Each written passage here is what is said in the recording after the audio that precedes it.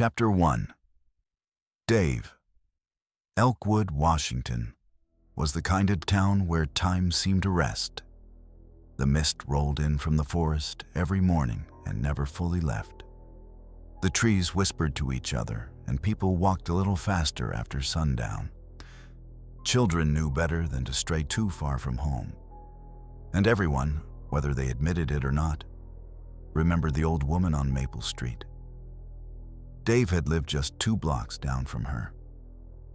As a child, he was what you might call difficult, a troublemaker. He stole mail, egged houses, broke windows. But the worst thing he ever did, the one act that no one would forget, was when he poisoned Mrs. Harrow's dog.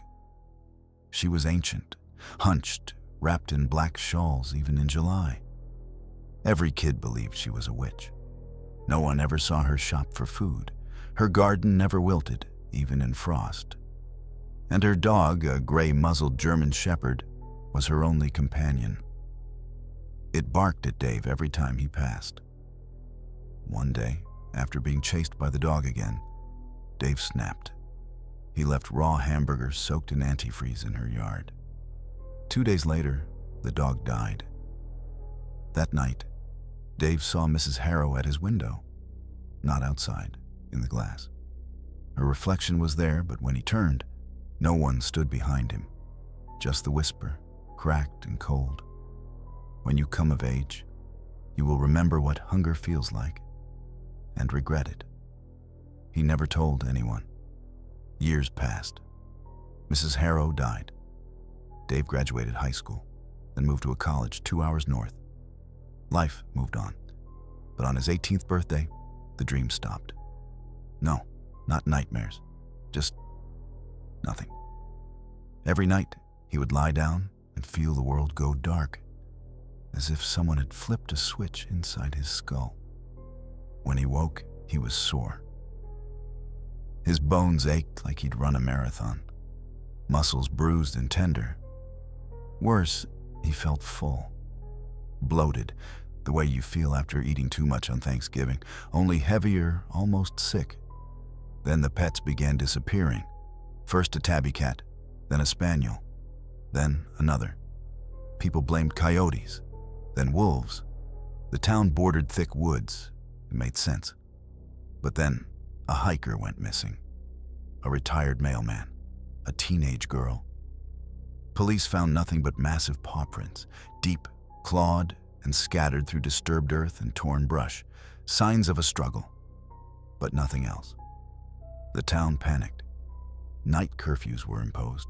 Hunters loaded their rifles, but no one saw the beast. And still, Dave slept soundly, dreamlessly, and woke with growing dread. Chapter 2.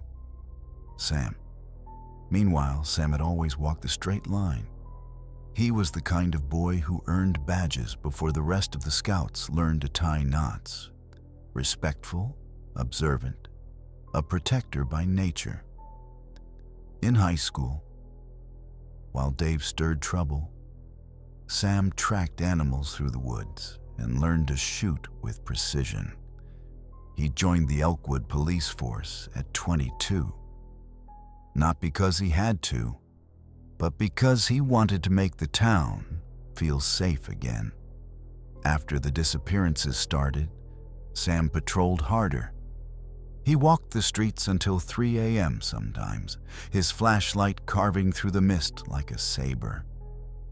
But he never found anything, not a hint, just silence, and the feeling that the trees were holding their breath.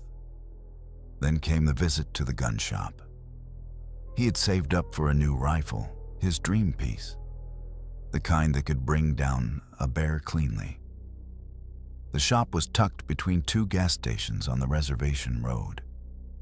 The man behind the counter was old, skin like crumpled paper.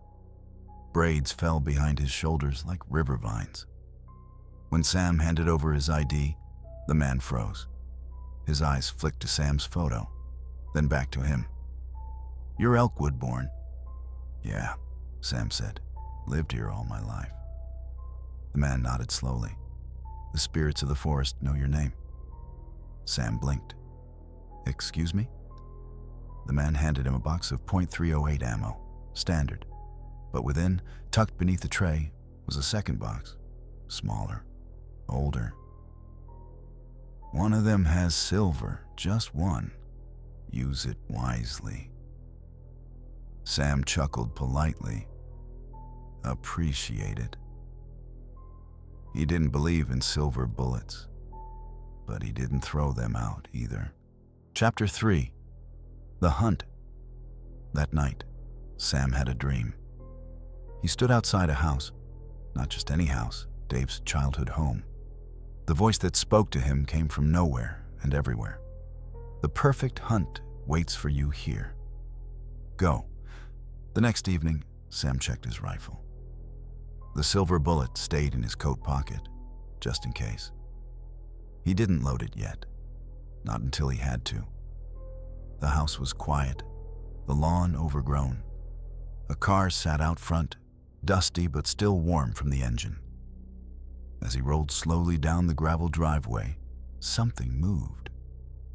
A flash in the headlights. A shadow, massive and fast, skimming the porch. Sam gripped the wheel, trying to follow it, and swung the vehicle around the side of the house. There, in the glow of his high beams, stood a massive wolf, its fur rippling like dark oil. Sam didn't think. He slammed the accelerator, aiming straight for it. But the creature leapt aside with inhuman speed, and the truck skidded violently, crashing hard into the old barn. Airbags deployed. Smoke hissed from the hood. Sam was pinned, dazed, seatbelt cutting into his chest. Above him, claws scraped metal. The wolf was on the roof. It snarled and thrashed, trying to rip through the frame. Sam twisted, gritting his teeth, and barely managed to squeeze between the seats into the back. His fingers found the rifle. With trembling hands, he pulled the silver bullet from his coat pocket and slid it into the chamber, hearing the quiet, decisive click. Only then did he breathe again. He kicked open the back door and bolted toward the house, breath ragged in his throat. The beast roared behind him and gave chase. Sam stumbled, fell hard, dirt in his mouth. He rolled onto his back, raised the rifle, and pulled the trigger. The shot rang out like thunder in a bottle. The creature hit the ground hard, sliding in the dirt. Limbs twitched. Steam rose from the wound. Sam stared up at the stars, his chest heaving. When he looked back, it was no longer a beast. It was Dave. Naked, pale, blood pooling around his side. His eyes fluttered open. Confusion etched across his face. "Sam?" he rasped. What happened?" Sam fell to his knees. "What did you do, Dave?" I never remembered," Dave said. "I just slept. And when I woke up, full, so full." Sam looked down at the spent shell. The silver bullet had done its job. The police never revealed all the details. The official report spoke of a tragic accident, a man found dead in the woods. But the disappearances stopped. The curfew was lifted. Peace returned. Mrs. Harrow's house remained empty. Vines crept over its windows like fingers trying to cover something best forgotten. And in a drawer in Sam's apartment, the empty silver casing sat on velvet cloth.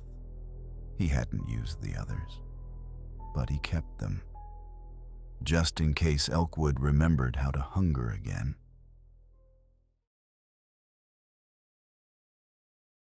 If this story unsettled you, leave a like and let the shadows know.